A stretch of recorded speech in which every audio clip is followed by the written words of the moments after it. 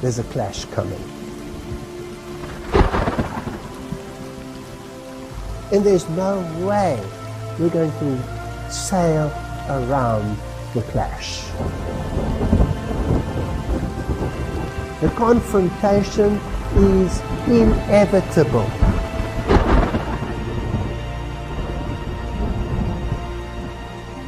The confrontation that is coming, so it's between Christian fundamentalism and Malta. My question is, who creates the violence in the name of religion so that you can finally end the violence in the name of religion? We are living in very, very serious times. They want the church and the state together to regulate conscience.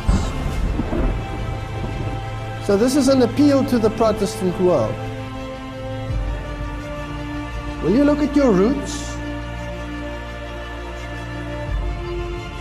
Don't give up what others were prepared to die for.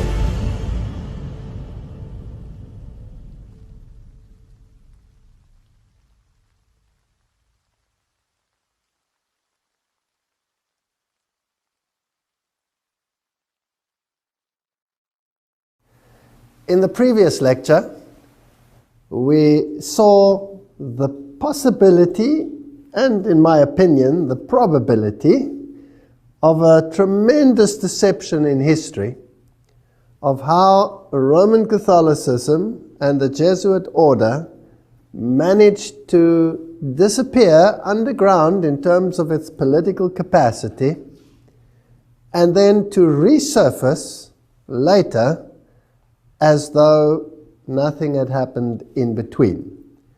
But of course, the entire stage for the final conflict on this planet was set during that period. So it was a major, major move and a brilliant strategy on their part. Now, one thing is to set up the infrastructure.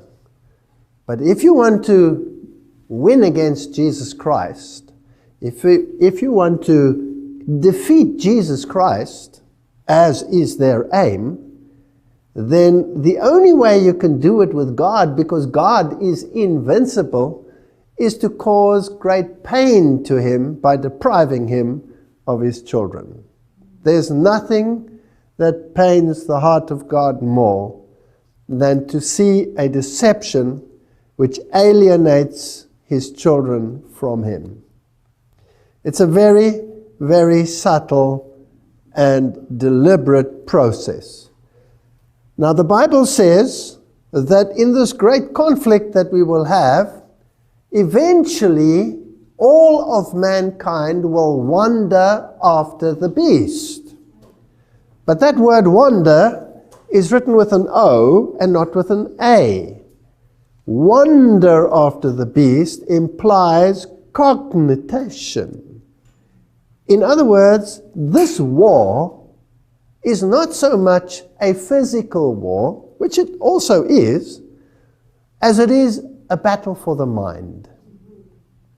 Because it is in the mind where the decision is made whether you belong to Jesus Christ or whether you belong to another force. That's where the battle takes place. In the process, you may die. In the process, you may end up on the stake. In the process, many things can happen. Nations can rise, nations can fall, wars can come. All of these things can happen. But do not fear those who can destroy the body.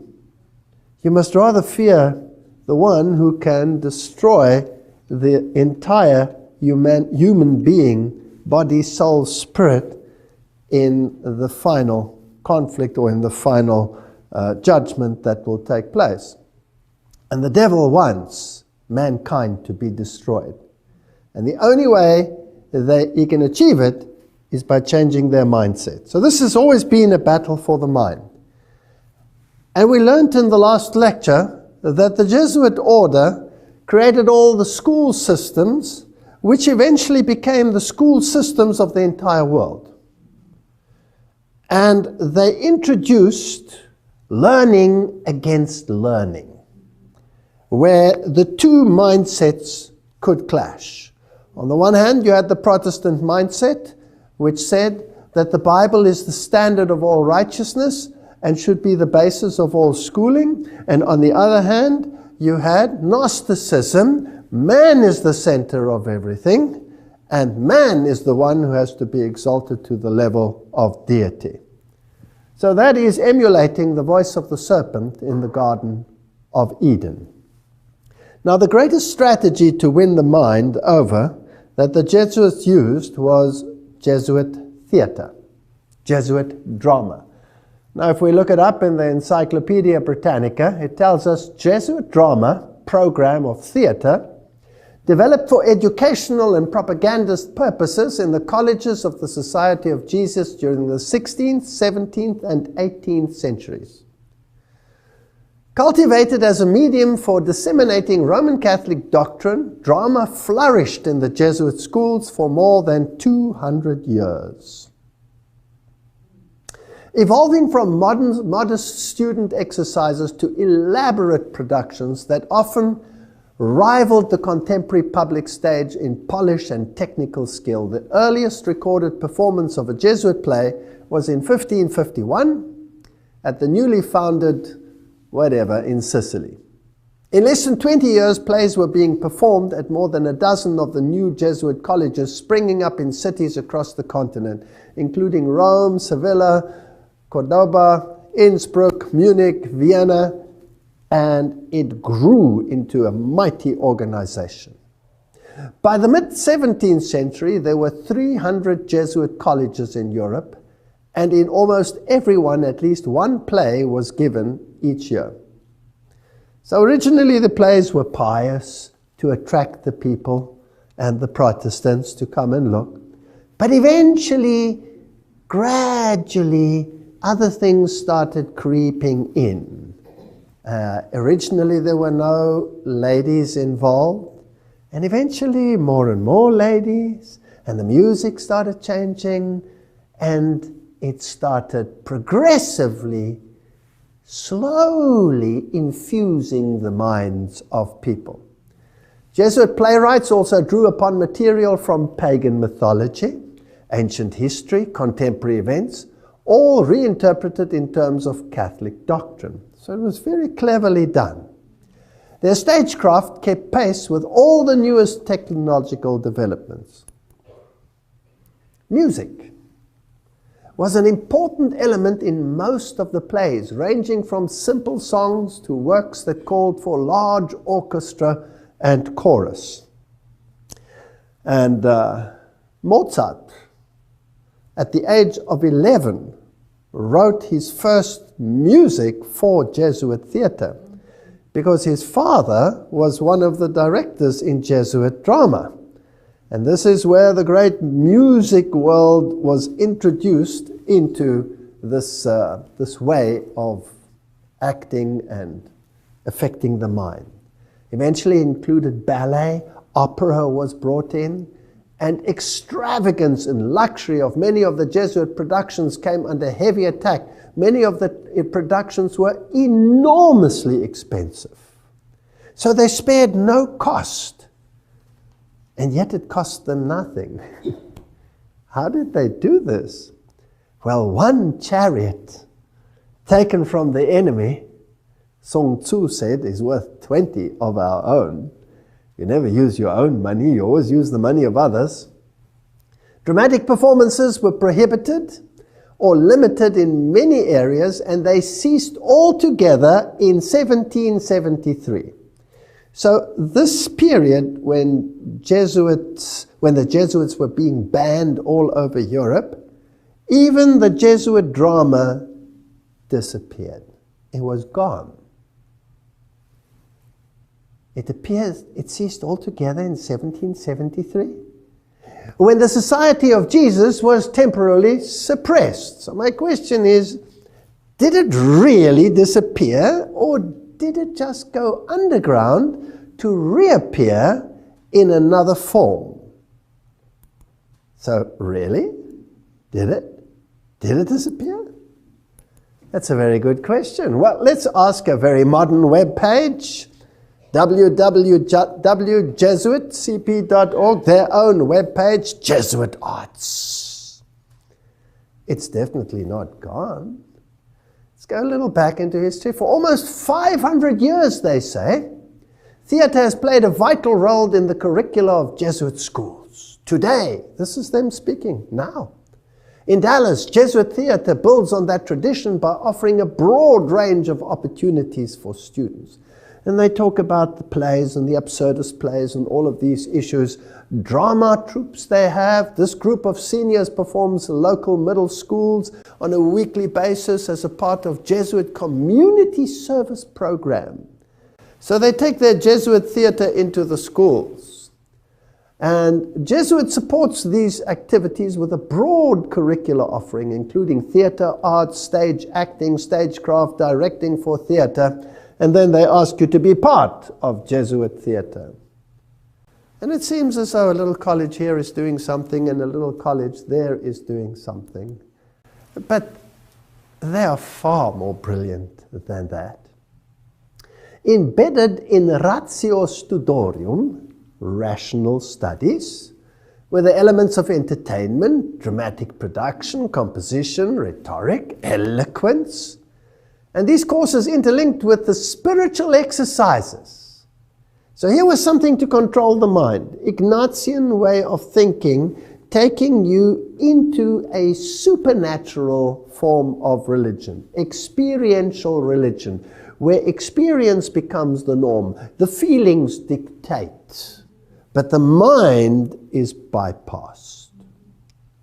So they introduced spiritual exercises in the most subtle way, to intensify the experience of Catholic doctrine over Scripture and Protestantism. They resulted in a genre of spectacular plays that won distinction as Jesuit theater. So writes, it's written in Rulers of Evil.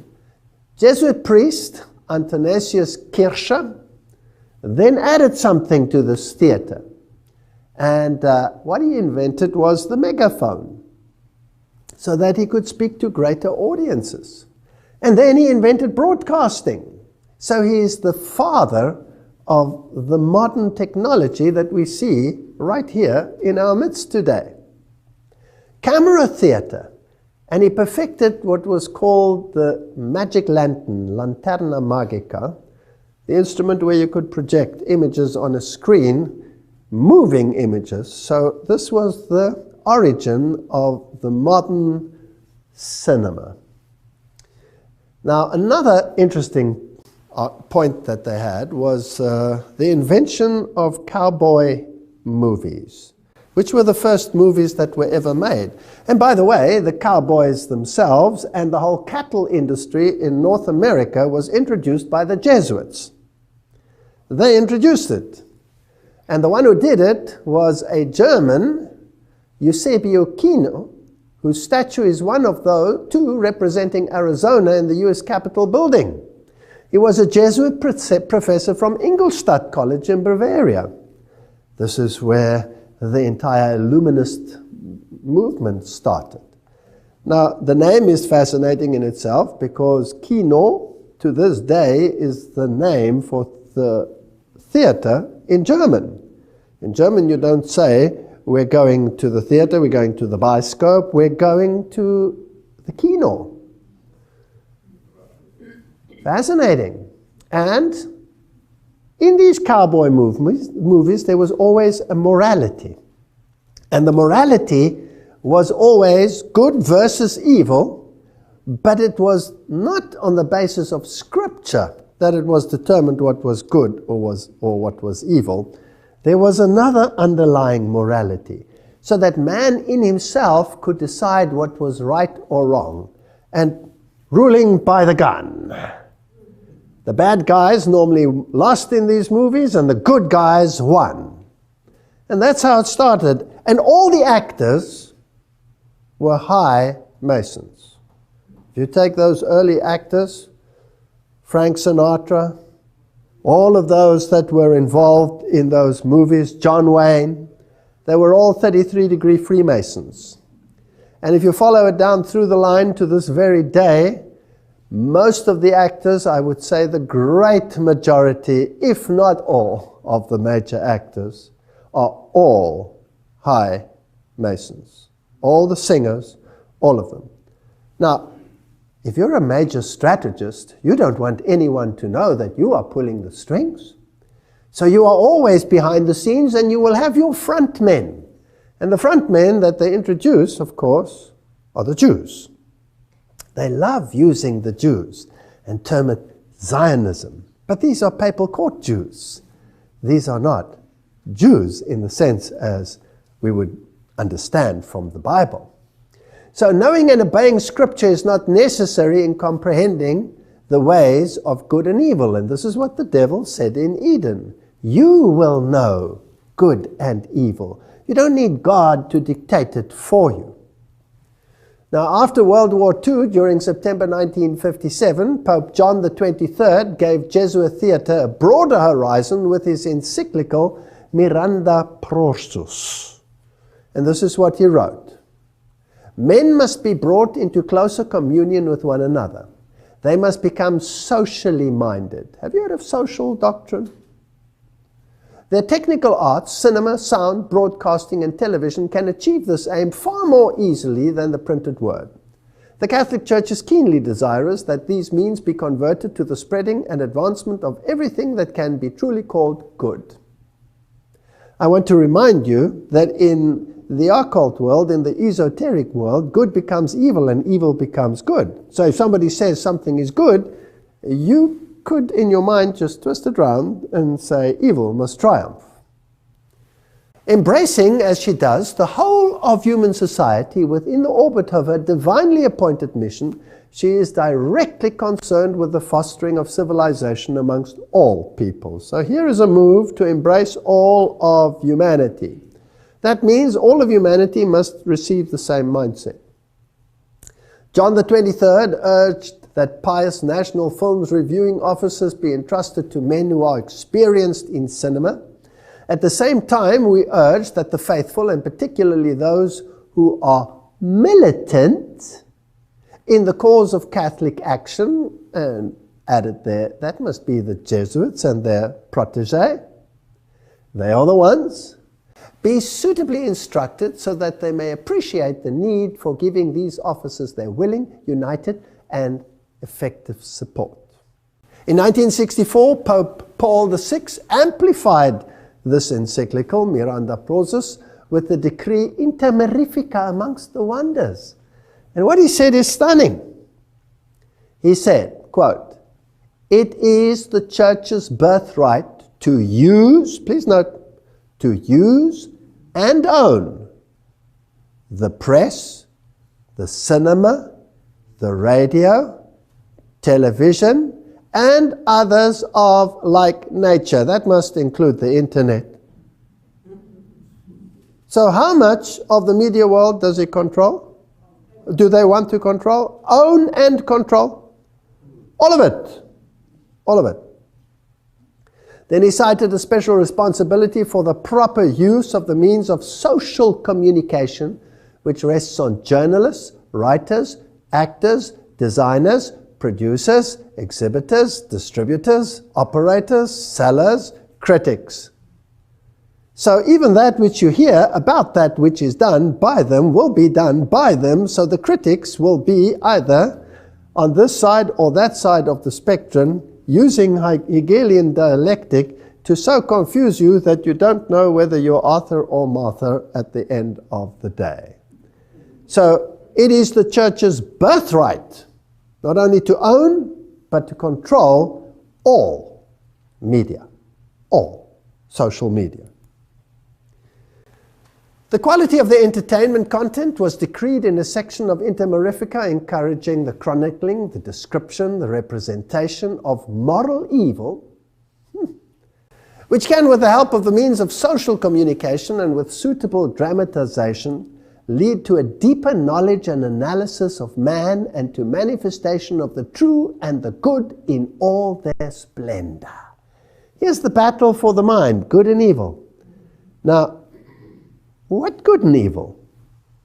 Biblical, based, good and evil, or worldly based, good and evil? Esoteric, good and evil. Well, let's continue. Emboldened by this papal decree, social communicators have been talking about free speech and all of the issues that are involved. Now, if we take cognizance of the fact that there are to own, control all the media and to use it to instill mindsets in people, then I would like to know how this is achieved without anyone knowing how it's done. Isn't that what the General Sun Tzu said? We have to achieve things without anyone knowing how it's done. And we must never ever be the target. It's always good to use the enemy to do the work for you. And even if you represent the enemy, you will pretend that you are not the enemy, that someone else is the enemy, so that it's never you. There's always a front. Now we're going to look at some of these productions and see if we can see a pattern. The Simpsons and philosophy, the door of Homer, etc. If you read a little bit about it, it says it's a non-fiction book analyzing the philosopher and popular culture effects on the American animated sitcom. Now, people think, this stuff is silly. Who cares about all of these idiotic cartoon characters? Millions of people are sitting and watching. Millions. These playwrights that write these episodes receive millions of dollars in salary. And if you want to know what type of people are involved in writing these scripts, you will be stunned, because they are the most educated people on the planet. Harvard graduates with PhDs in philosophy and mathematics. And they use occult numerology in order to achieve what they want to achieve. So now let's have a look at some of these. And if you look at it, you'll think it was sort of innocuous. The 33rd episode of the show aired in season 2 was titled The War of the Simpsons. The episode features a plot that gives tribute to Ernest Hemingway's Old Man of the Sea, and features a battle for the ages between Homer Simpson and General Sherman. Let us quickly examine the numerology of Sherman. And if you look at this numerology, you will find that Simpson adds up to, if you take the numeric value of the letters, to 33. Now, if you look at that, you might get confused, because there are many forms of numerology out there. And looking at this, you wonder, how does this add up to 33? Since when is S, the value of S, 1? Because normally in the alphabet you take the value of where the letter is in the alphabet. So A would be 1, B would be 2, C would be 3, etc. So why does this add up to 33? The same with Sherman. Why does that add up to 33? And here you have a 33. And it was the 33rd episode. Now, I'm just showing you this to show you that there is numerology involved. Now, numerology is a Gnostic, pagan, Kabbalistic, if you like, art. Everything that the Kabbalist will do is steeped in numerology. Everything has numbers. Everything moves in precise cycles. They will not make a move until the situation is right, till the solstice is in the right place, till the right liturgy has appeared. Everything is governed by numerology. There is an ethos of power in numerology. Now, the numbering system that they are using here is not the normal numbering system, but the Pythagorean numbering system. And if you take Pythagorean numerology, then S indeed becomes 1, and I indeed becomes 9, and 4, and 7, etc., etc., etc. So it's a highly sophisticated mathematical formula that they're using, and the names have very specific meanings. Now, you don't know that as you're watching it. You're just watching a silly movie. But put into these, there are subliminals to affect your mind. And they plant ideas which your subconscious picks up. And eventually, everybody starts thinking along those lines. Now, this is a cartoon. It's an adult cartoon. Kids also watch it. But if you then add the press and the news media, and you can switch channels. I mean, you can go from CNN to BBC to Al Jazeera to whatever channel you want. You get exactly the same news at exactly the same time, repeated over and over again. There must be some coordination between those groups, otherwise they all wouldn't have exactly the same thing. Don't you think so?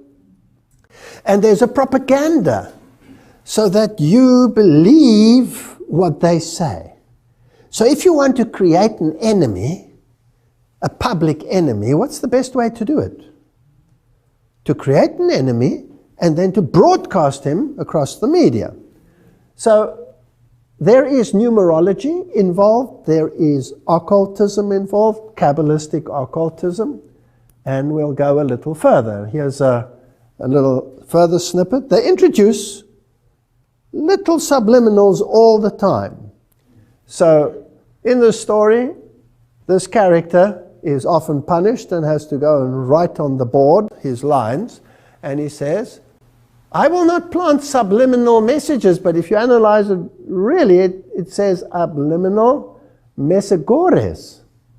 It doesn't say messages. He's misspelling something.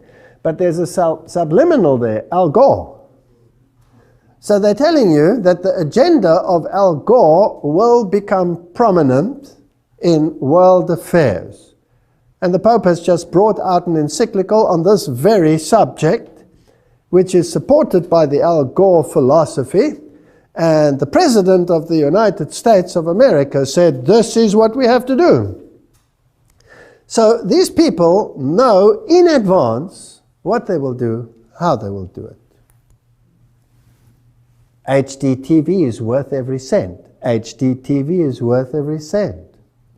That means anybody watching it, any little kid with half a brain that can start reading, will know that he needs the best quality TV so that he can be indoctrinated in the best possible fashion with the latest light effects and everything that you need in order to affect the mind, bypassing the cognitive functions of the brain. Interesting? New York, 9/11.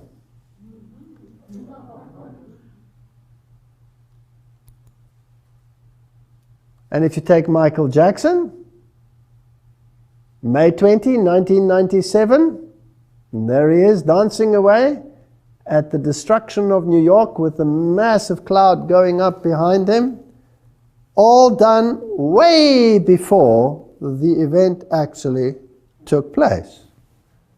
Now, this is interesting stuff. So not only 9/11, by the way, that was a 1997 episode, and the event only occurred in 2001.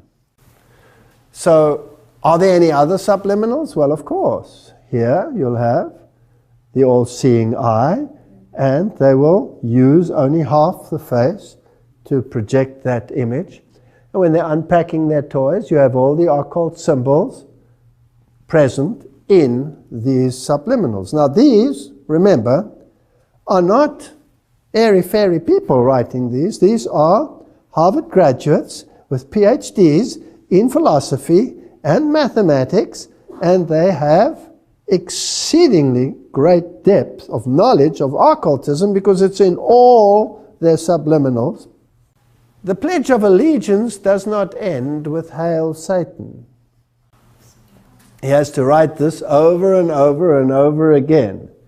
Now, just the expressions on the faces, you can see how it can affect little children, because what they see is what they do and what they live. Let's have a look at some of the introduction of these ideas and how it all began. In the early movies, Sammy Davis Jr. used to play a very important part. He also acted with all these 33 other Freemasons that were the early cowboy movie people. And he, of course, was known as a member of the Church of Satan.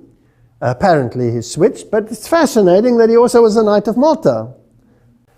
And here he is seen discussing very important issues, I believe, with producer of We Are the World. He was Lionel Richie. And he's discussing issues here with Donald Monin, S.J., Society of Jesus, president of Jesuit Boston College. And this, of course, became then the new musical production that was absolutely broadcast over the entire world. Because humanity has to unite in one mindset.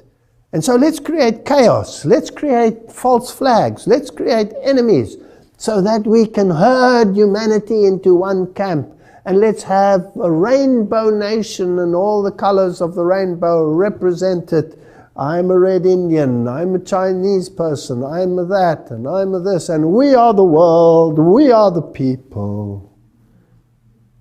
And what is the spirit behind it, I ask myself, in this process? Now, if we continue in this modern Hollywood era, let me remind you again, it is the church's birthright to own and control all media productions.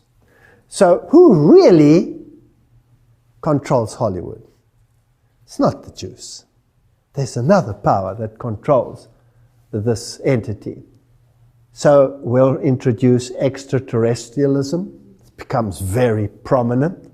And then we'll link it to messianic messages as we condition minds as to what will happen. Close encounters of a third kind. Let's bring in things which can be, well, determined either extraterrestrial or demonic intervention. And all of the great megastars, well, they don't hide where their affiliations are, as you can see.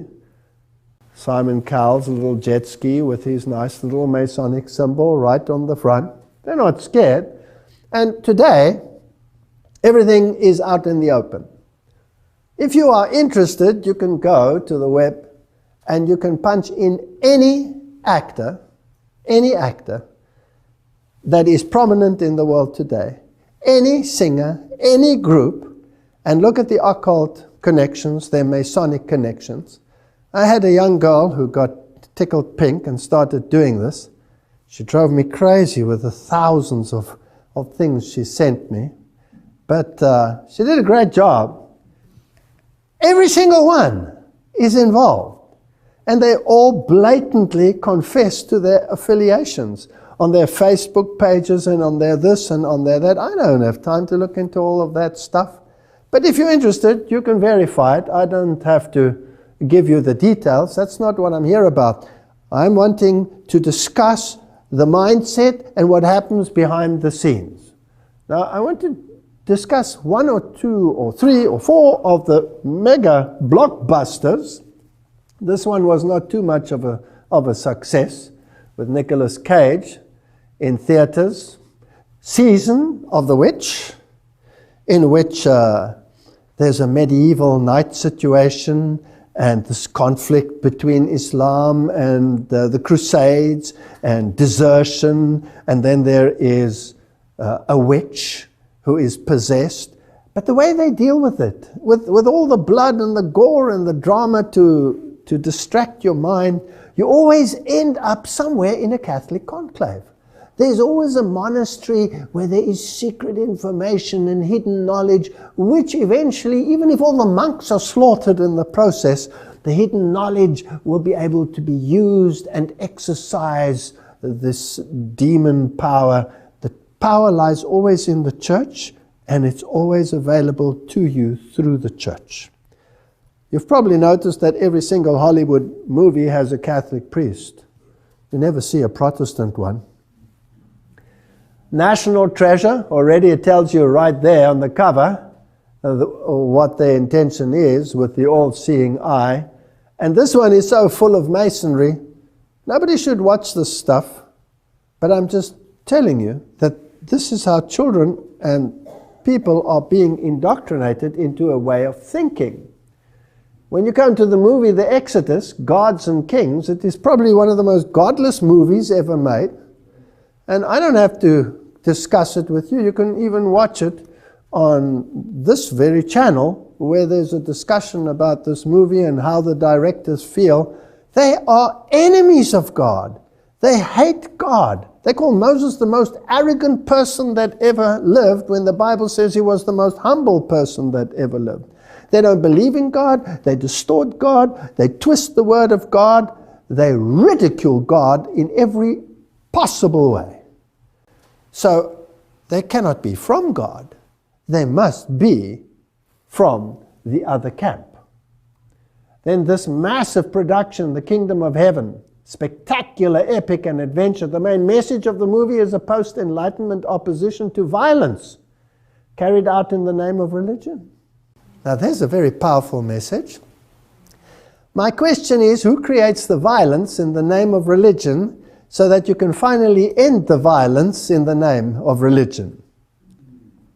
Is it a master strategist sitting somewhere behind the scenes, pulling the strings, making enemies appear as enemies when actually there are no enemies, being in the field beforehand, using chariots of others as your own? Interesting. Again, if you want to find the Jesuit connection, you have to search a bit. You have to dig a little bit, but it's always there. It's somewhere in the wood pile. You just have to search around. Said Father Leo Lefebvre, the theology professor of Jesuit-run Fordham University. He said, you know, this is what the movie is about. The Times then tries to reassert the film's group hug, whatever status, with a quick quote from a cooperative priest who says exactly what they want to hear. The Reverend George Dennis, a Jesuit priest and a history professor at Loyola Marymount University in Los Angeles, who was one of the 5 experts provided with the script for Kingdom of Heaven, said he was impressed with the nuance and accuracy. The Christians are always the bad guys, the others are always the good guys. This is a mindset without the backdrop of history that is being instilled in humanity. Historically, I found it pretty accurate. Well, if you have a distorted mind, I don't know whether you know, but you cannot find the history of the Reformation in any meaningful way in any modern document dealing with that subject. You have to dig for the old moldy ones. When you open them, they have this moldy smell and this damp, acrid feel. Then you know you've got gold in your hands. Because the Jesuits have rewritten everything. They own the press. They own the press, so you rewrite history, as we will see. Not so fast, George, etc. So they're arguing about it, but the fact of the matter is what I'm showing you, the ones supporting it from behind are who? Jesuits. Jesuits. The Count of Monte Cristo, probably one of the most brilliant allegorical movies, and the Count of Monte Cristo, who suffers greatly and eventually becomes mega rich, but he doesn't get the girl. Who is he? Well, he's none other than the Jesuit general himself. About the story of the Jesuits and the demise of the Jesuits and the resurrection of the Jesuits, immensely wealthy, that he can purchase the whole world, if you like. So these are stories that are implanted, and the hero is always, in the end, the evil triumphing over good, made to appear as good triumphing over evil. Brilliant strategy. Take any of the Indiana Jones movies, the Raiders of the Lost Ark, and all of these issues. The language that is used is demeaning to God. Although it uses the themes of the Bible, eventually it leads you straight into hardcore occultism, Gnostic thinking. Now, if you've prepared the mind, you come up with movies like Left Behind, and they spent billions. They don't mind spending billions. How much do these productions cost? And already in the Middle Ages, they were criticized for the vast sums. They feel nothing for spending millions upon millions, if not billions of dollars on a production, if the ends justify the means.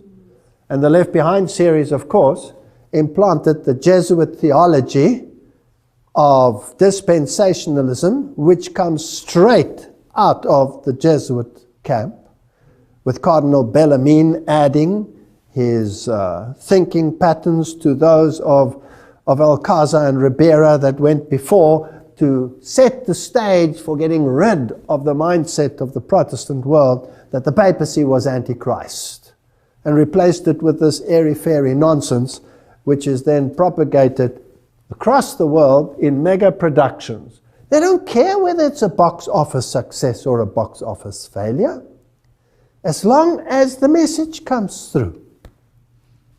Lords of War. All of these are phenomenal. Now, I thought I'd take one where I've heard so many of our own people even saying, well, this is one should watch because it really shows us where we are. And I know that many have exposed it for what it is, and that's good, but let's just make sure again that we're not speculating here over issues that might not be so. Mel Gibson and the Passion of the Christ. This is probably the one movie that moved the evangelical world to tears like no other movie prior to it. And I want to just go through a few scenes, but let's just establish again the connection. Mel Gibson receiving his honorary doctorate at Loyola Jesuit Marymount University. He must have received his honorary doctorate for something good. You know what? This doesn't pay, because his life was a misery after he made this. But irrespective of what his future plans are, which I've heard about, the fact of the matter is this is a Jesuit production, and it has Jesuit theology. But before we go there, let's just have a look at the prophecy in Zechariah so we can understand the context. Zechariah 11, then I said to them, if it is agreeable to you, give me my wages, and if not, refrain. So they weighed out for my wages 30 pieces of silver. Who's it talking about? It's a prophecy about Jesus Christ. And the Lord said to me, throw it to the potter. That princely price they set on me. So I took the 30 pieces of silver and threw them into the house of the Lord for the potter. Then I cut in two my other staff, bonds, that I might break the brotherhood between Judah and Israel. They rejected the Lord Jesus Christ. And the Lord said to me, next take for yourself the implements of a foolish shepherd. The good shepherd, they sold him out. The good shepherd, they set him aside. They crucified him. So if you want to set aside and reject the good shepherd, well, then be satisfied with the foolish shepherd. Now let's look at the foolish shepherd. For indeed, I will raise up a shepherd in the land who will not care for those who are cut off. He won't care for them. Nor seek the young, nor heal those that are broken, nor feed those that stand still. This is not a good shepherd. This is an evil shepherd. But he will eat the flesh of the fat and tear their hooves in pieces. So he will be a destructive shepherd. He will destroy mankind. Woe to the worthless shepherd who leaves the flock. A sword shall be against his arm and against his right eye. His arm shall completely wither, and his right eye shall be totally blinded. Right. Those are the criteria in the prophecy of Zechariah. And these are the criteria which apply to the good shepherd or the bad shepherd? Bad shepherd. The evil one. Now remember, in the occult world, good becomes evil and evil becomes good. So now let's go to the movie. in most of the movie, Jesus appears with his right eye completely shut, smashed. There's the symbol of the eye. There's only one eye.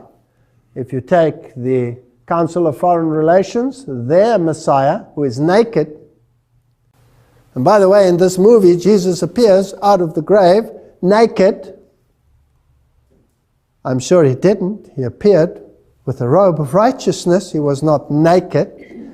This Messiah of theirs is naked and only shows the left eye. The right eye is never seen in their Messiah. So here, Jesus' arm is dislocated, so says this webpage, in order to make his hand reach the nail hole, meaning that his arm should be fully extended and straight at all times. However, in almost all shots of him on the cross, his body sags forward with his arms bent at almost 90-degree angle. So his arm is withered and his right eye is smashed. Now let's make sure again. Let's go to the occult world, Blavatsky. The devil is now called darkness by the church, whereas in the Bible, he's called the Son of God. The bright star of the early morning, Lucifer. There's a whole philosophy of dogmatic craft in the reason why the first archangel who sprang from the depth of chaos was called Lux, the luminous son of the morning. Or man, Vantarik dawn, he was transformed by the church into Lucifer or Satan because he is higher and older than Jehovah and had to be sacrificed to the new dogma. Now in the esoteric world, Satan is higher and older than the other brother, who is Jesus. And the war between the two of them is raging. And he, the older brother, was deprived of his position but will regain it. He will be the victor. So good becomes evil and evil becomes good. Of course, we know that he's a created being because the Bible tells us so. But not in the esoteric world. Or another quote here from Blavatsky. Esoterically, he's also the serpent or the dragon that tempted Eve. And the dragon is an old glyph for astral light, which is the wisdom of chaos. So Jehovah is the serpent. He's the bad one. God is evil. So evil becomes good and good becomes evil. Now let's continue. In the movie, while on the cross, Satan, with an effeminate image, walks by and he has the birth of the other Messiah. I want you to look at this child because you can see his hairy arms and his baldness and his demeanor, and we're going to just quickly play this.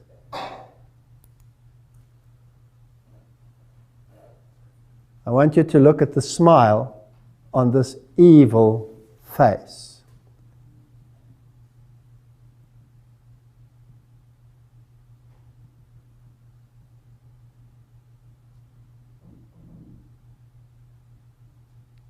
As he looks at the cross. They cannot have, look at the hairs on his back. They cannot have created a more evil image than this. And it's virtually subliminal because nobody really notices it in the movie. And look at that evil smile. Now, good becomes evil and evil becomes good. So the evil is hanging where? On the cross. But the real evil is actually the good because you have to turn everything around in the esoteric world. This is actually a symbol of the victory of Satan over Jesus Christ. This is what it means. Now, let's just make sure. Mel Gibson told Christianity Today, I've been actually amazed at the way I would say the evangelical audience has, hands down, responded to this film more than any other Christian group. What makes it so amazing, he says, that the film is so Marian. Gibson calls her the tremendous co-redemptrix and mediatrix. So the whole movie is about Mary. Mary is the one who consoles everyone. Mary is the great hero of this movie, not Jesus Christ. Now, another final little interesting little tidbit about this movie. The penitent thief on the cross was wearing around his neck the Catholic brown scapular. There. So if you look at the shot of him, he's wearing a scapular. Nowhere in the Bible do you read that he wears a scapular. Now, what is the scapula? The scapula is a structure that you wear around which guarantees you that Mary will let you bypass purgatory and take you straight to heaven. So it is a promise to Mary, not to God. So Jesus could not have given him the right to go to heaven one day. It's Mary that will decide who goes and who does not. But Mary, as we know, is an acronym for Lucifer, because she was immaculate without having to need the atonement. And then that Jesus said, it is accomplished, rather than it is finished. According to Rome, it was the Eucharist which was accomplished at the cross. Now, this word accomplished is rather interesting. The Eucharist, the sacrament of our salvation accomplished by Christ on the cross, is also a sacrifice of praise in thanksgiving for the work of creation, says the Catholic Catechism of the Catholic Church. So it was accomplished, almost consummated. And it is, of course, the perpetual sacrifice of Jesus Christ, the constant treading underground of the Son of God, keeping in perpetual death, worshipped as a corpse. This movie is evil. And you can see the underlying evil in the subliminals. It is Gnosticism at its worst, dished up and sold to Christians as the representation of the suffering of the Son of God. It is an evil movie. John 19 verse 30 says, Jesus therefore, when he had taken vinegar, said, it is consummated, and bowing his head, he gave up the ghost. So says the Douay Rheims Bible, which is the official Jesuit Bible. Whereas a decent Bible will say, when Jesus therefore had received the vinegar, he said, it is finished. And he bowed his head and gave up the ghost. Now, Thea's definition is to bring to a close, to finish.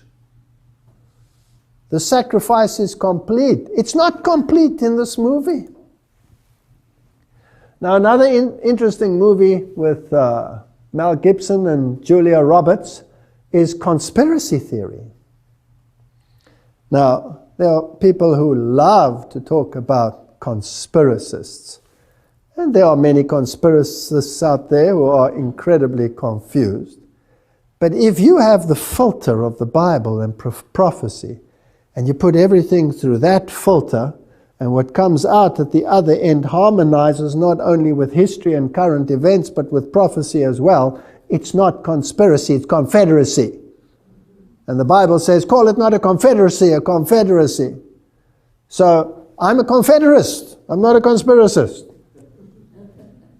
But in this movie, it's very interesting because he is subject to MK mind control, monarch mind control. And the whole issue is blatantly showing you how it is done. And in actual fact, this is what happens in the world. You can program anyone to do anything. So you can create the mega criminals and the murderers. When we were young, little children in school, there was no such thing as someone going psychologically berserk and blasting away everybody in the school. But now, it happens on such a regular basis. Have the kids changed? No. Something happening behind the scene. So all of these stars are all involved. Now, one of the things that is interesting about this movie, and it's only subliminal, it's only a flash. This book constantly appears in the movie. So Mel Gibson is in his mind-controlled state trying to get something, and he's trying to get copies of this book, and it's always disappearing, and he opens a shelf and it'll flash for a millisecond and be gone. And you have to look very carefully. I don't suggest any of you look. It's called The Catcher of the Rye. So I want to know, what's the Catcher of the Rye all about? Must be important. And who would suggest that something be in a movie of this nature? So I did some searching, and it's very hard to find until I found something interesting. I found an interesting book, The Secrets of Jesuit Soup Making. Written, of course, by Jesuit brother Rick Curry. There's his title, S.J., Society of Jesus. And it is indeed a recipe book. But every book written by a Jesuit always has a what? Has a purpose. And it always is the mindset of the society as a whole regarding its oath and subject to the Jesuit general himself. So, of course, it is interlaced with all the Jesuit philosophy. And he's telling about his student days and how he was in a curriculum, etc. I was reflecting the other day on a Jesuit teacher of mine at St. Joseph, etc., and he talks about the curriculum. And he says here, the interesting thing is, the curriculum at St. Joseph was in the old style, the ratio studiorum, rational thinking. In other words, rationalism and not Bible-based thinking. The Jesuit plan of studies, first published in 1599, that was found in all the Jesuit high schools of the United States at that time, etc., etc., etc. So you're getting the picture. And then he says over here that he had an enormous impact on me, this teacher he had, this Jesuit, became a Jesuit himself. In English class, he had us read The Catcher in the Rye. Aha! Huh. So the Jesuits make you read that book, and there it is subliminally in this movie everywhere. I don't remember much about the novel from that first reading when I was a freshman, but I do remember that this Jesuit father said, this was the kind of novel you should read again and again in your lifetime. So I was interested, what is this all about? It's about rebellion. And it's brilliantly written. It is the normal development of a youth, and this youth develops the capacity, or the rebellion that comes up, and how to exercise this rebellion, and eventually to change the world through rebellion. But in such a brilliant way that the one who is rebellious against everything, his parents and society and you name it, turns out to be the greatest saint of them all. Who was the greatest rebel in heaven? And doesn't he want to appear as the greatest saint, the wronged one? So it's implanting a mindset of dissent against the order. What order was the Jesuit order created to destroy? Protestantism. So you have to rebel against Protestantism. One of the most evil movies in the history of Jesuitism is probably V for Vendetta. Now in this movie, they have this masked man, because he was injured, severely injured in a fire, so he went through the fires of affliction. It is a skit of the Jesuits and the gunpowder plot, where they wanted to blow up the British Parliament and King James.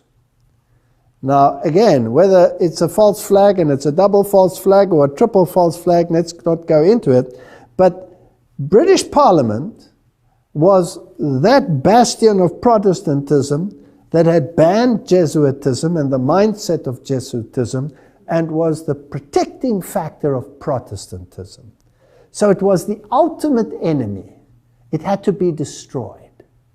And Guy Fawkes and 6 Jesuits wanted to blow up the British Parliament and the King, thus ridding the world of the menace of Protestantism.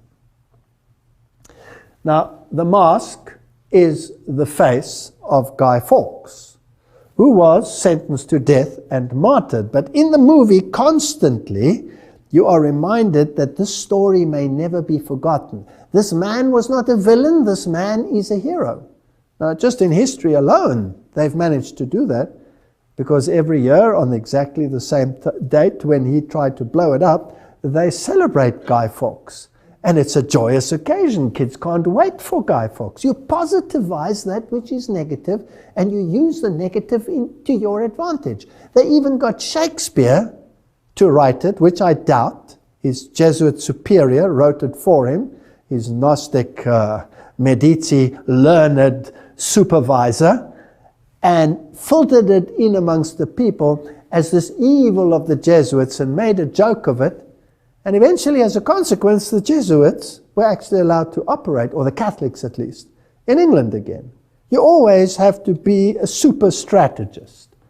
Now, in this movie, this young lady eventually is the one that pulls the trigger because he dies just beforehand, so she becomes an acronym of Mary, which is Lucifer, who will destroy Protestantism. And where they first failed in their early attempts, they will succeed in their later life. And this is one of the advertisements. He's making the Masonic crossed swords, which you will find everywhere in Masonry and in Gnostic Freemasonry. An X is an ancient symbol, according to Jim Tressner, 33 Degrees, Scottish Rite Journal. An X is an ancient symbol for change or transformation, long associated in medieval and Renaissance art with the coming of the Messiah who shall make all things new. So this is a religious movie showing the victory of Satan and the Jesuit order over Protestantism, the overthrow. That's why in the cathedrals they always have Loyola standing on the head of Martin Luther, crushing him, destroying the Bible. They make no bones about who the enemy is. And it's interesting that in this movie, eventually, this is an artist's rendition, the Parliament, and of course, all of the buildings associated with it, blows up and is completely destroyed. Nothing left. But the clock stands where? It is the final hour. It is finished. They have succeeded. The job is done. Protestantism and Bible-based theology will disappear. And eventually, this masked man who stands for Guy Fawkes and the effort to overthrow Protestantism, the mask is worn by the entire nation. What does that mean? It means that the entire nation, through time, has been indoctrinated to have the same character and mold and thinking as they had. When the Bible tells us about the face of God, Moses was not to see the face of God. He conceived me from behind, because nobody can see the face of God and live. So I'll hide you in the cleft of a rock and I'll cover you with my hand. And I will go by, and then the character of God is given in the most beautiful poetic form. The face stands for the character. It stands for the mind. It stands for the thinking. The world will wander after the beast. It will be indoctrinated to have the mindset that he wants you to have. Now, I want to know where this is going to lead. And how do you carry on with this? I just want to do a few more pointers here. The list of actors employed by these papal criminals, so says Vatican assassins. This man, of course, has a mouth that is very loose, if I may say, so excuse his language, but what he says in a rather harsh way is actually correct. The list of actors employed by these papal criminals is most impressive. Hollywood is merely Jesuit theater, nothing more. Jews involved are papal court Jews worshipping their god Mammon, etc. And it's for the military company of Jesus. Now, if you write something in that fashion and you write it so harshly, maybe people will say, that suits them too, they don't mind. I wouldn't be surprised if some of them are authors of some of these thoughts. Now, Knight of Malta, Jack Valenti, was head of Motion Picture Association of America. If you want to know who controls the mega studios, in 2004, Mr. Saxon was inducted as a Knight of Malta. He owns owned all of these major companies and, well, also Hollywood studios. Is it really the Jews who control this place? There's an abundance of theatrical performances. We read in a good source now. You see, that's the one mindset.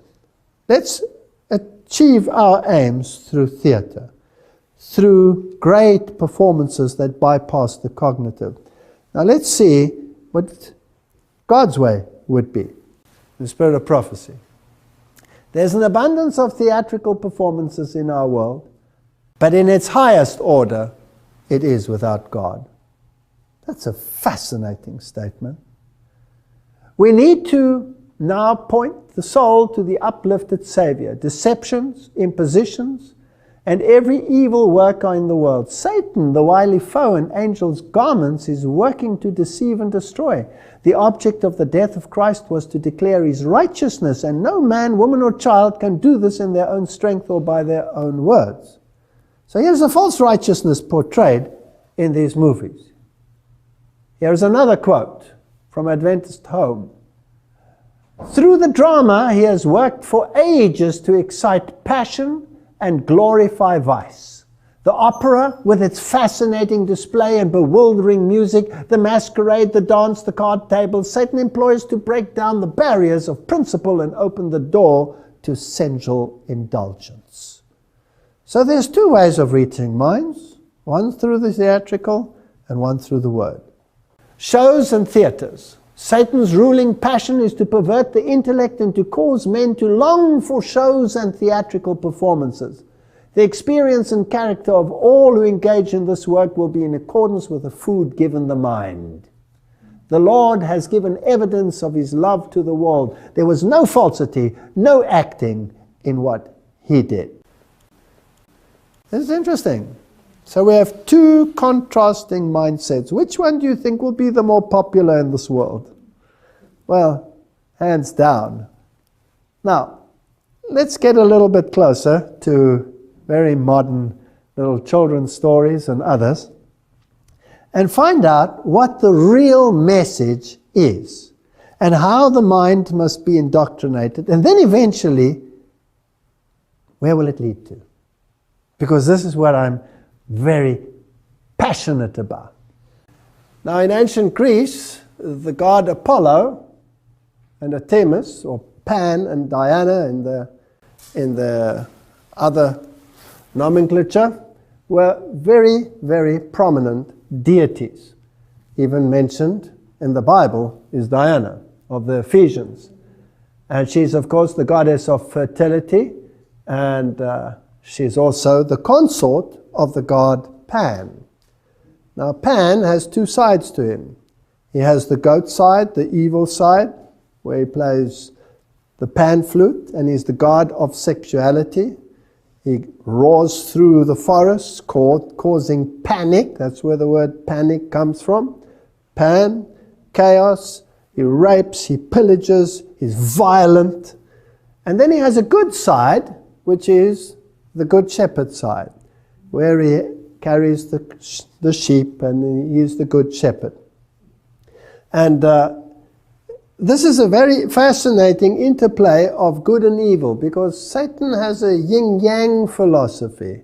Everybody has both sides of the coin, whereas God says, no, you don't have to be evil. You can be only good. You don't have to be balanced by evil in order to make good prominent. So here is the god Pan in his evil form with his pan flute. But he doesn't always have to be shown with his horns and his goat form. Now, if we go to animated movies, like you will find in Disney's Peter Pan, then who are the writers and the organizations? We all know that Walt Disney was a 33-degree Freemason. He was steeped in Medici learning. The Jesuits were behind him, obviously, because they are the harborers of Medici learning. They are the ones who control it in the world. They are the experts in the occult art and in Gnosticism and Kabbalism. Now, in this movie, there are a number of interesting characters. Peter Pan, Wendy, John and Michael Darling, and the mother who is of course called Mary. It's obvious. And who is Peter Pan and who is Wendy? Well, if Peter Pan, it's an interesting Kabbalistic name as well, because Pan, the god of evil, has a consort who is Diana, but he also has a representative on this earth who is called Peter, if you get my drift. And in that theology, there is a female entity who is the mediator and the mediatrix, and that is Mary. So if you analyze the names, you have Peter Pan, you have Wendy, and you have John, and you have Michael. Now the name John always in the occult world becomes an acronym for something else. We'll discuss this a little bit. Just to show you a little bit more of another side of Peter Pan, he always wears this little hat with a feather in it. Now, it's actually a replica, and well, we don't have to go into all the details. Just remember, Peter Pan has that little hat on his head. And he has funny ears, and obviously he's alien. He's not from this dimension. And there are the three little children, John, Wendy, and Michael. Now, let's have a look at the personalities. This you can find on any webpage. You don't have to be a rocket scientist to find this. John is shown to be extremely sophisticated, despite his age. He often speaks in a sophisticated way, which his younger brother, Michael, usually mimics and repeats, although simplistically, in a stupid way, in other words. For example, John, "Oh, I should like very much to cross swords with some real buccaneers." Michael, "Yeah, and fight pirates too." Obviously, it's one and the same thing. The one is just sophisticated, the other one is not sophisticated. Now let me take you to heaven. In occult thinking, who's the older brother in heaven? Satan. Who's the younger stupid brother in heaven? Jesus. What's his other name?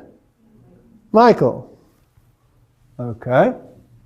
Now it's also interesting that this younger brother shows interest in piracy, which may explain why he plays the part of Captain Hook. Now is Captain Hook the good guy or the bad guy? He's the bad guy.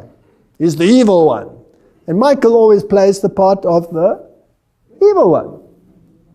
And they cross swords, and they're fighting. Now, these are the swords with which they fight, and it's all made to appear very congenial and interesting and funny, and kids love it, and adults love it too.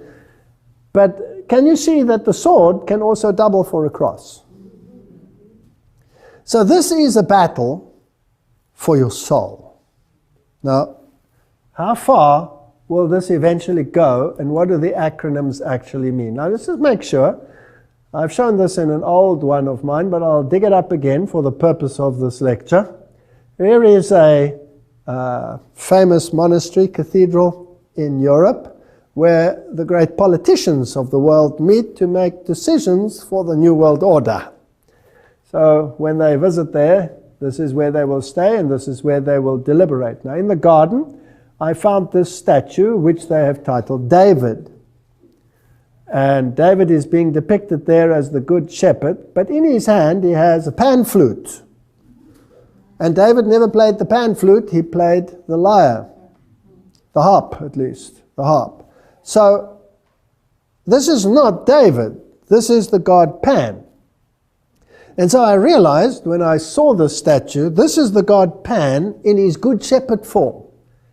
Now, whenever you show the yin, you must also show the yang. So where in the cathedral will I find his other form, his evil form, to balance him out and make the esoteric Kabbalistic place complete? So I went looking for it, and I searched high and low until I eventually found it. And I found many other things on the relief of the building, and there it is. There he is. You see him? There's the god Pan in his evil form as the goat-footed god. So this is the god Pan. This is the one who they worship. But Pan has a representative on this planet. And that representative also has a general. And that is, according to the Protestant Reformation, none other than the papacy, whom they identified as Antichrist. So let's go to the Pope and see what he wears and how he displays it. Now, Pope Francis has decided that he was going to dispense with the golden cross, and he kept the silver cross, to which he was accustomed, as his papal cross. And it has on it, and you can see it over there, the emblem of the Good Shepherd.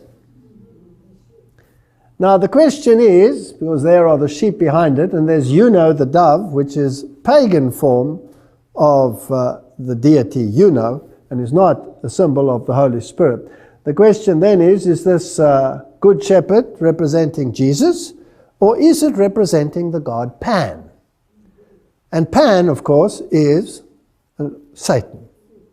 That's what it is. Now you will see that he has his arms crossed, like this.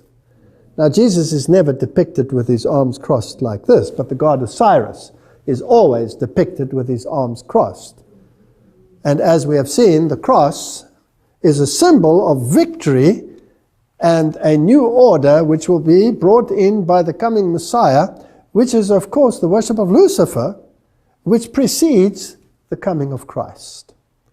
So this god here, by the very nature, is the god Pan. But am I now on speculative ground?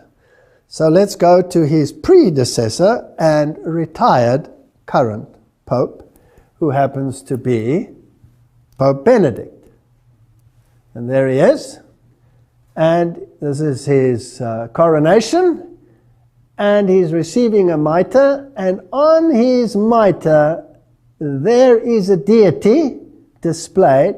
Now I've tried to increase the size, but the quality is not very good. Of course he has the broken cross there with him, symbol of the broken cross, the bent cross, symbol of victory over Christ, of Lucifer, with an emaciated Jesus hanging there. But this deity over here is playing an instrument, and if you look very carefully, you might recognize that it is the pan flute. So he has the god Pan right on his head. He's the representative of Satan on this planet. That is what the symbolism says.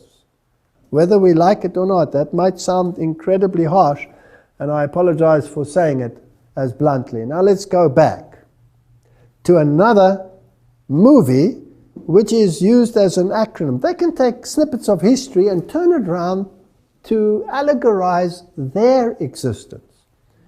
Robin Hood and Little John, the famous Sherwood Forest couple, and the merry robbers who took from the rich and gave to the poor. Now, who is more concerned about the poor today than anyone else on this planet? Isn't it the Pope? He's constantly saying we must take from the rich and give to the poor. He's the ultimate Robin Hood on this planet. Now, in this story, it's even in the form of a statue in England. They've glorified this story. Now, it has an ancient origin, but it has been allegorized by them to meet their needs. Now, in the animated Walt Disney one, this is John. Again, you have a John, who is the sophisticated one, the clever one, the one who wields the sword. Now, in the previous John that we had, Peter Pan and Mary and John, he can also be an acronym. The one who wields the sword, will it be the white pope or the black pope? It'll be the black pope, right? Now, let's go to this story. Here we have Little John, and there you have Robin Hood in an animated form. But I want to show you the hat that they're wearing. And I want to remind you of Peter Pan, that also has the hat with a feather. So it's the same symbolism that they are using. Now in the story, Robin Hood has his band of merry men in the forest, and he's fighting against the evil lords that control England. Now, England, of course, always was a renegade papal state and had to be constantly subdued. So the evil ones are the ones who run England, and the good ones are the ones who will take care of the needs of the poor, which the others never did. So again, good becomes what? Evil, and evil becomes good. Now in the story, one day he meets little John. And he says, what are you doing here? And they start fighting, and they battle on a log. Eventually, little John actually wins the battle and smacks Robin Hood so that he falls into the water. And they all laugh and make friends, and he takes him into his band. And Robin Hood actually tells him that you are greater and stronger and better in battle than me. You lead the people. But little John declines and says, no, no, no, you lead the people. But when Robin Hood gets captured, the one who takes over the leadership is little John. So in the acronym, who is who? This will be the leader, the front leader, and this will be the power behind the front leader. So this becomes the papacy, and this becomes the black papacy. So it's the white pope and the black pope. And let's see how this unfolds. Now his name is John. Whose name is John? All of them are John, right? All of them are John. John is an acronym. Now the John that they're actually referring to is mostly John the Baptist. And we'll see why in a moment. News, UK. Jihadi John. Extremists not radicalized by MI5. So there are rumors that MI5 actually radicalized the people that they're fighting now. Well, if you go back into history, it's very fascinating that all the so-called enemies were trained and received not only their training, but their weapons from the very ones who became their super enemies in the end. The Mossad trained many of the jihadists and the terrorist groups that plague the world today, Al-Qaeda and all of these. So these are all groups that have been set up. Now, this mass murderer, or this brutal murderer who always wears in black, has got the acronym Jihadi John. Okay, but that's not his real name. His real name is Muhammad Mwazi, which has nothing to do with John. And then, all over the news, they plastered the image of Jihadi John beheading his victims, in this case, Foley. Now, question. Is this real? Or is this what they want you to believe? Now, all you have to do is go to the web pages and have a look at people who are in the know, in the techno world, and there are literally hordes of web pages which will tell you that this is probably one of the worst Hollywood stunt productions that you can imagine, with analysis and all of this. I don't want to get into too much of a detail, but there are hundreds of skeptics out there who say, this never happened, this is not real. So I wanted to know the various actors, who are they and what happened. Now, according to USA Today, James Foley was educated at the Catholic Jesuit College in Milwaukee. So this is Jesuit involvement again. And if you start reading about the jihadists, you will see Jesuits involved. Jesuits priests disappearing, not reappearing. Jesuits everywhere along the line. Is it possible that they are actually the masterminds training? How does the master strategist work behind the scenes? Doesn't he create the enemies? Doesn't he pull the strings behind the scenes? Doesn't he achieve his objective through Hegelian dialectic? Doesn't he create the enemy which unites humanity? These are questions which I wish to raise. Now, all of these, of course, if they are trained in Jesuit colleges, are also trained in theatrics. And if we have a look at just the political scene and the great leaders of the world, John Paul II, wasn't he a known actor? His counterpart on the other side of the waters was Ronald Reagan. Wasn't he a known actor?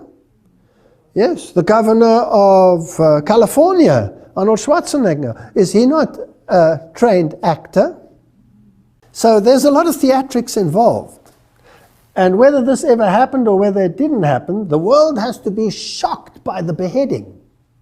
Beheading is probably one of the worst things. Now, if I go to Wikipedia, Jihadi John is also called John the Beatle. Now, the Beatle, John Lennon, was a known Luciferian, and he was controlled by the Jesuits directly. The Beatle group was controlled by the Jesuits. And he said, I sold my soul to Satan. And he's also called Jailer John. Now John is appearing just a little bit too frequently for my liking. And there are pseudonyms associated with a member of Islamic State of Iraq, ISIL, ISIS, and they behead various people. All right, so you have all of these acronyms. Now let's just go a little bit further into this. The Jesuits, Ebola, and beheadings, trying to get the New World Order going. Now, I'm not interested in the quality of this web page. Whether it's a good web page or a bad web page is irrelevant at this point, because people will take it anywhere. But what is true, that black magic Freemasonry has the symbol for the degrees 9 to 11, which depict a decapitated head by a short sword. Let me tell you a little secret. Why would they use the symbol of a beheaded individual? And why is the name John always associated with these organizations? Because John the Baptist is the mega saint of many of the esoteric occult movements. And I'll give you some details as to this. Here is the UK column. So, for instance, June the 24th, John the Baptist's Day, was appointed a Masonic holiday, on which the members were to assemble, perform certain rites, and partake of a common meal. Jews and Freemasons in Europe, etc., etc., Harvard Press, etc. So, now we're getting into the nitty-gritty of the matter. The Bunch of Grapes Tavern, mentioned in the Poe chapter, was called the St. John's Lodge No. 1. Satanist Aleister Crowley, a 33-degree Freemason who influenced the Beatles tremendously, by the way, sometimes used the alias John St. John. So when you attach an alias like John, then it is a signal that there is an occult connection. But none of the usage has anything to do with piety. Aleister Crowley was one of the most evil men on the planet, with the most evil rituals that you can imagine, which should never be spoken of in good places. So in actuality, it is a vicious mockery. What is memorialized is the manner of St. John's death. It is a constant source of celebration and a constant reminder to anti-Masons of what can happen to them. But even deeper, because now they're just thinking on a Masonic level, let's go one deeper on a Jesuitical level.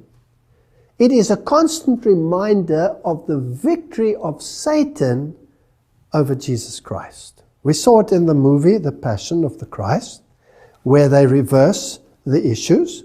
So when they behead John the Baptist, it is a symbol of the victory of Lucifer against the followers of Jesus Christ. They're celebrating the beheading. They're not celebrating the saint. Are you with me? Okay. Now, how did Paul die? In the same way. Now, if we go through the names of the popes, there are 23 popes with the name John. 23 with the name John. What are they standing for? Are they standing for John the Baptist or the other John? They don't tell you which one, but it's John the Baptist. And there are 6 popes with the name Paul. And there are 2 popes with the name John Paul. That's a double whammy. putting both into that name frame.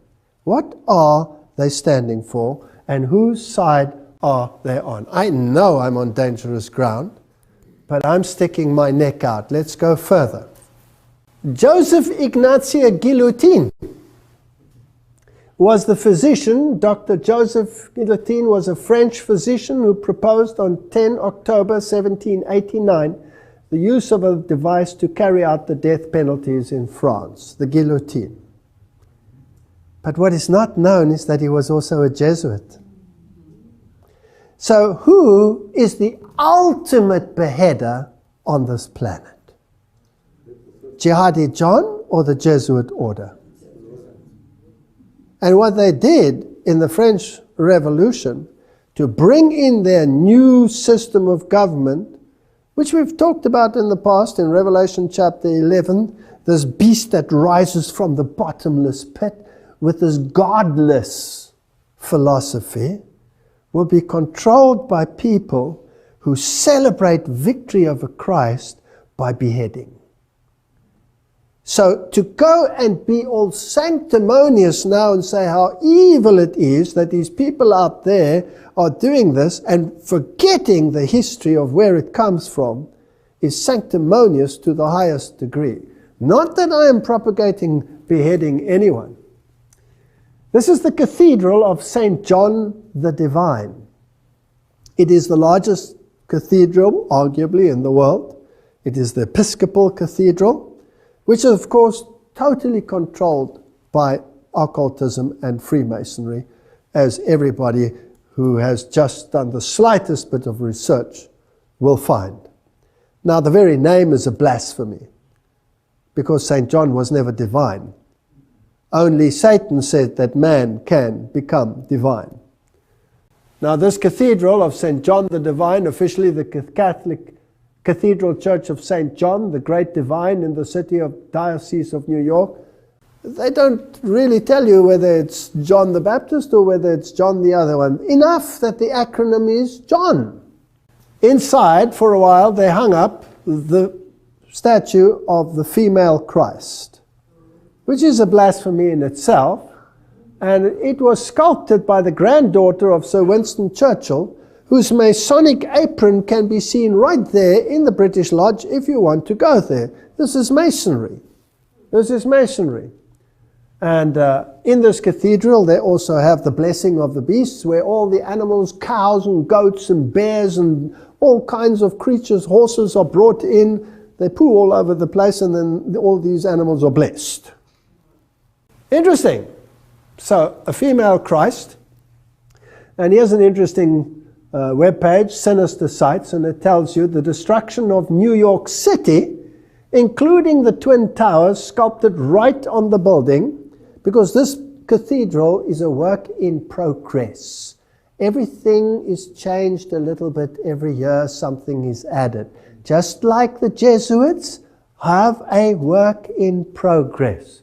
And there's the pillar showing the destruction of New York City with the twin sitters and the smoke going up behind it. Just as you saw in The Simpsons, just as you saw in Michael Jackson's release. Is there something going on here behind the scenes? But not only that, they also have the Temple of Understanding in this cathedral, which is the United Nations organization which is there to bring about a one world religion, which we saw in the previous lecture has already been accomplished by the signing of the Unity of Religious Agreement. So we are heading towards a mindset that all religions need to come together. Who's the enemy? Who's the enemy? The enemy is the extremist. And the extremist is going to kill us. And the extremist is going to cut our head off. And he's coming to bomb me right here. And he's going to put a smart bomb in this place. And he's going to blow us to smithereens, etc. Fear is the mechanism of herding people into a camp. Now, I'm not interested, let me make this plain, or whether my allegories are right or whether they are wrong, whether they are spot on or whether they are off track. It's not relevant. The question is, where's it leading to? Because they say the ends justifies the means. If the end result is in accordance with what the Bible tells us is going to happen, then I know who's behind it, irrespective of whether I'm right or wrong. Amen. That's the point.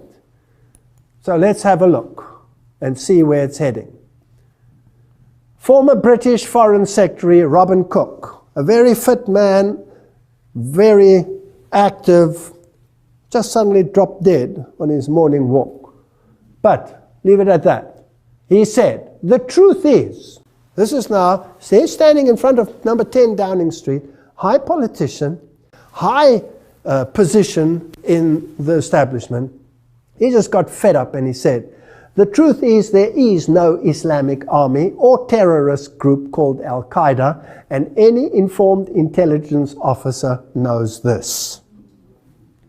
He said, but there is a propaganda campaign to make the public believe in the presence of an identified entity representing the devil, only in order to drive the TV watcher to accept a unified international leadership for a war against terrorism. The country behind this propaganda is the United States. So he said. And then he died. So there is no Al-Qaeda. Now, any informed person will tell you that Al-Qaeda was created, funded by the powers of be in the United States and elsewhere in the world, united, trained by the very organizations which became their super enemies in the end. It's a front organization. It doesn't exist. What does he say? It doesn't exist.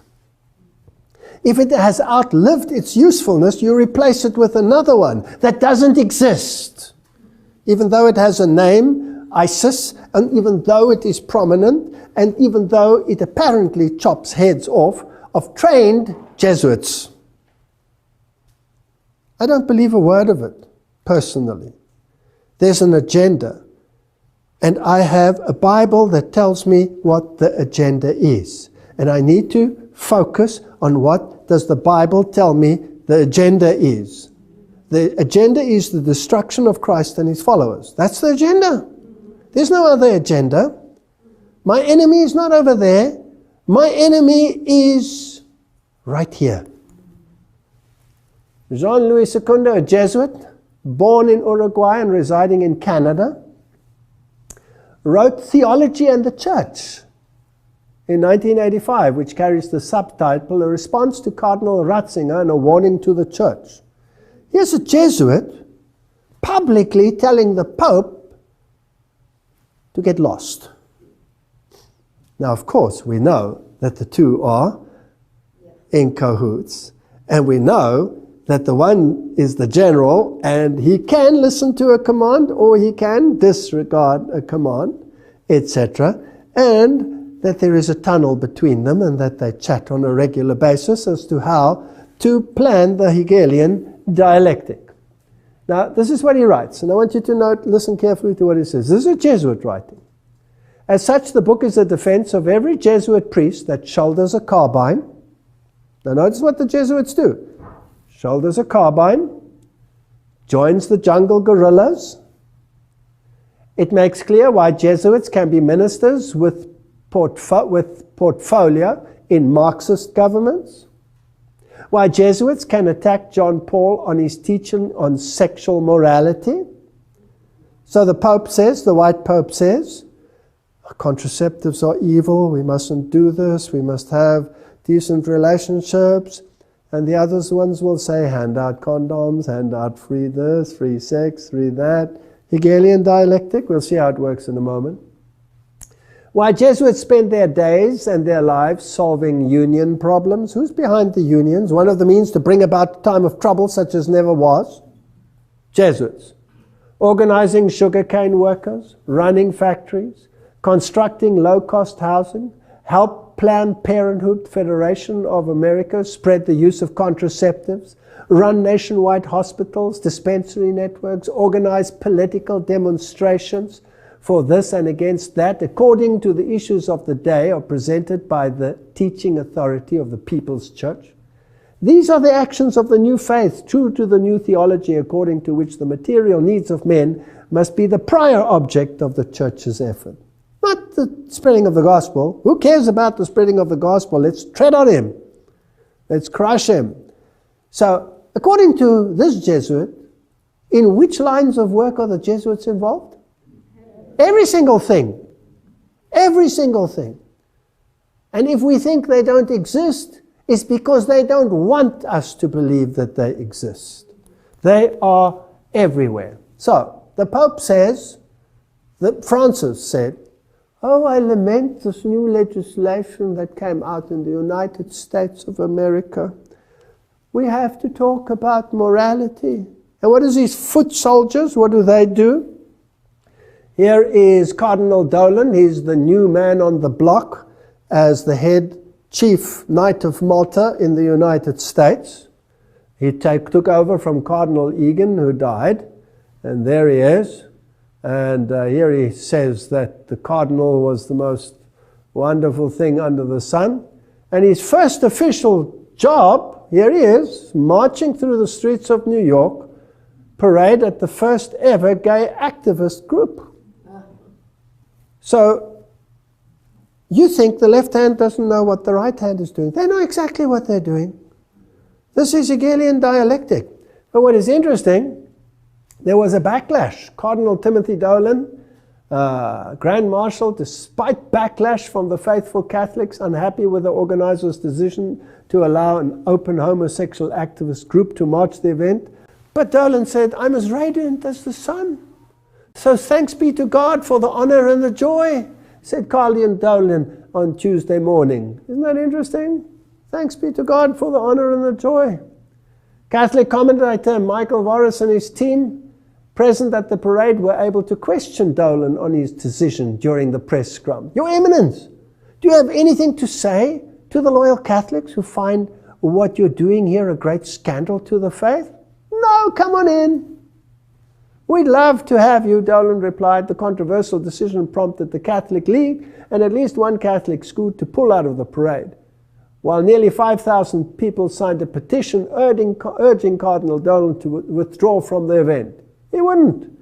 The Cardinal refused to back down. He said, "I have no problem with the decision at all. I think the decision is a wise one," etc., etc., etc.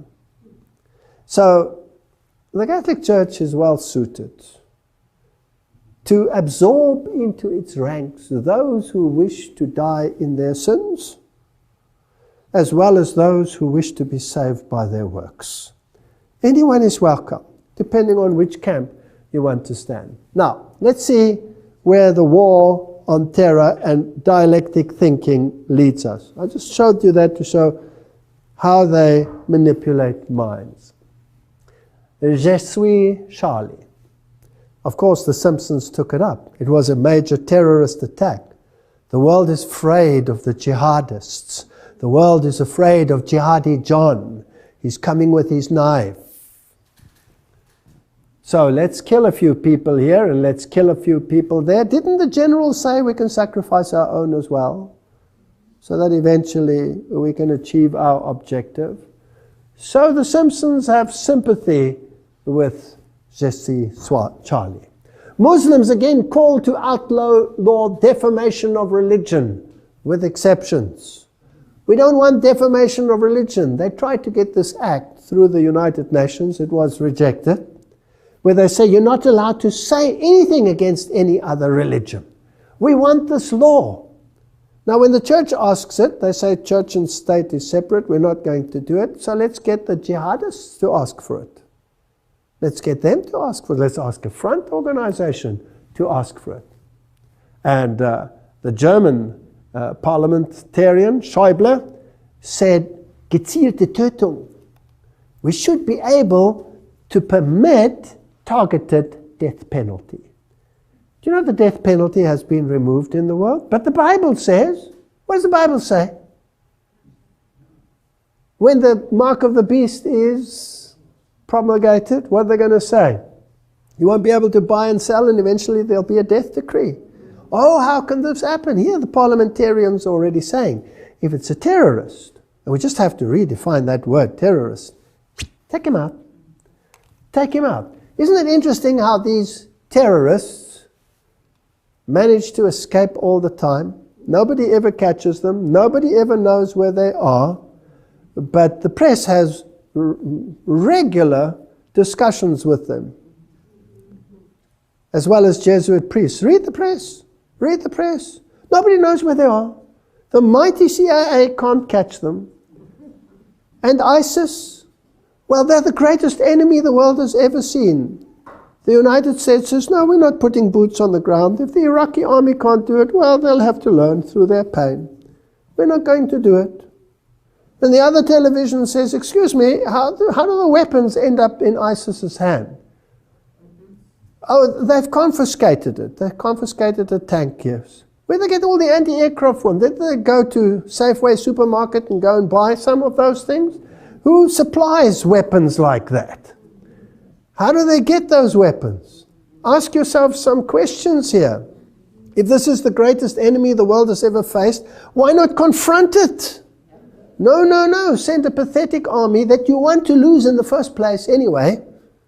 Send them to do it, so you hit two birds with one stone. This is strategy of the most brilliant kind. So, the White House resists calls to focus on Islamist terrorism at three-day extremism conference. No, no, no. We cannot say the problem is only the Islamists. The problem is extremism.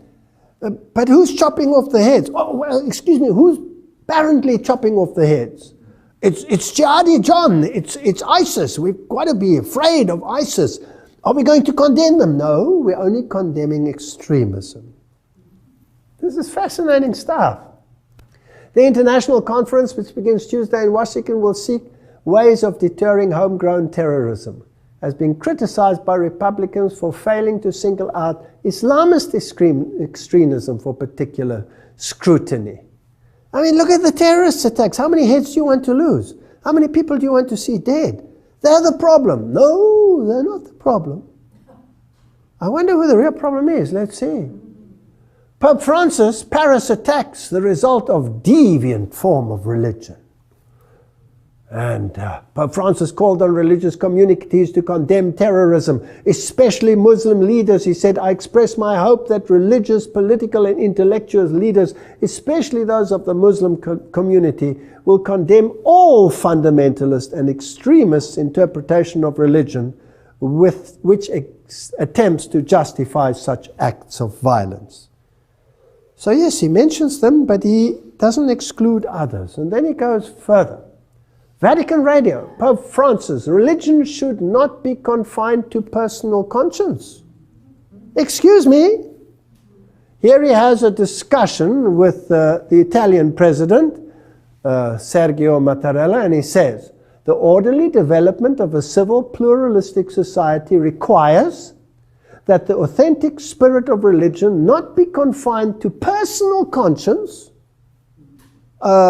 Is this in harmony with the Bible, yes or no? No. No. But that its significant role in the construction of society is recognized, said Pope Francis, his remarks to the Italian president. Though independent, the church and state share the common responsibility. What kind of legislation do they want? They want the church and the state together to regulate conscience. Are we waiting for something like that? Isn't this a prophetic scenario in Revelation chapter 13? Okay, Ban Ki-moon proposed meeting of religious leaders at the UN. Radio Vatican again. UN Secretary Ban Ki-moon announced during the meeting against extremism, violent held in Washington this week, etc., etc. The meeting brought together representatives of 60 countries, and the Pope is going to speak at the United Nations. There's a major crisis in the world. We have to sort out this problem. In his speech, he warned of the apogee of a new generation of transnational terrorist groups, a strategy of these extremists. You hear this more and more. And Pope Francis? Pope condemns religious fundamentalism and Middle East violence. Pope Francis strongly condemned violence in the Middle East Friday on an interview with the Vatican correspondent, Barcelona-based daily whatever. He says, quote, "A fundamentalist group, even if it kills no one, even if it strikes no one, is violent." Now it gets fascinating. The mental structure of fundamentalism is violence in the name of God. All right, so who does that include? What's the definition of fundamentalism again? Protestant form of thinking that takes the Bible literally. Do they know who the problem child is? Who could be part of this fundamentalist group that doesn't strike anyone and doesn't kill anyone, but by their philosophy is classified as violent? I'm interested. Please tell me. Well, the Roman Catholic Church doesn't have a problem with it. It says people who think that the scriptures should be the sole authority should logically become Seventh-day Adventists and keep Saturday holy. And Mary Online in 2003, the editor said, the challenge regarding the Sabbath Sunday question by Rome of 100 years ago remains either the Catholic Church is right or the Seventh-day Adventists are right. There can be no other choice. And if one chooses neither, then the whole doctrine of sola scriptura collapses, and with it the pillars upon which all of Protestantism stand. So there's only two choices here. Rome saying this, not me. Now let's go to Catholic Answers and ask them whether they understand the issue. They say Seventh-day Adventism cannot change its views on the Catholic Church being the whore of Babylon without admitting that it was wrong on the Sunday worship. It cannot admit that Sunday worship is not the mark of the beast without changing its views on the Jewish Sabbath. The Seventh-day Adventism cannot cease to be anti-Catholic without ceasing to be Seventh-day Adventism. Have they identified an enemy, yes or no? Now my next question would be, will they start indoctrinating minds against Seventh-day Adventism? And if they start doing that and starting to indoctrinate minds, because the ultimate enemy is not jihadist, the ultimate enemy is not ISIS, the ultimate enemy is those who follow Christ and keep His commandments. That is what Revelation chapter 13 says. Everything else is manipulation to receive the mindset. Now, what's the best medium to create the mindset? Television? Is that a good medium? Okay. Family Guy. One of the cartoons, probably one of the most disgusting cartoons out there. It's in the same category as The Simpsons. Also written by these brilliant, Gnostic, intelligent, PhD'd individuals who have the most vile way of dealing with religious matters. They have little statues and relics and things that they sell of God and of the characters. And what they do with God is so disgusting you cannot believe it. God creates Adam and Eve, and then He peeks at them when they are naked with a pile of pornography behind him. He's a pervert. God in their series picks up drunks and spends His time in the bar and picking up prostitutes. God doesn't create the world with the breath of His mouth. He creates it with His other end. It's disgusting what these people do. You can see they hate God. They hate everything about God. But millions of people watch this. Now let's see what they are saying. Here is the family. This is a normal family. Can you see they're normal?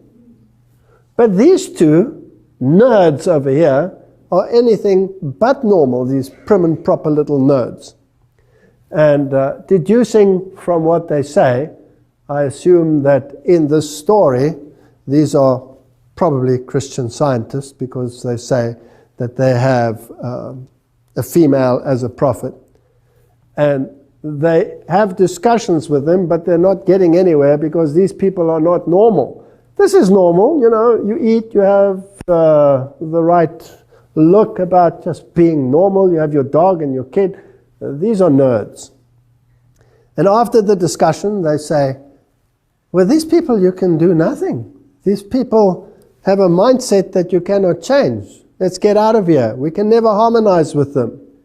Now remember that the Jesuits said, this world is created for what? For sinners. And the legislation must cover sinners. Because those who are righteous are few, and those that there are, you can't live with them. Now, what's the final target? Let's have a look. I found this fascinating. Let's listen to it. I think we're wasting our time here.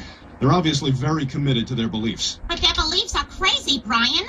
I don't know who's crazier, these people or those Seventh-day Adventists. I'm a Methodist. We believe that the Lord is our Savior, and we remember Him by going to church and praising Him every Sunday. I'm a Seventh-day Adventist. We believe all the same things that you believe, but we go to church on Saturdays. What?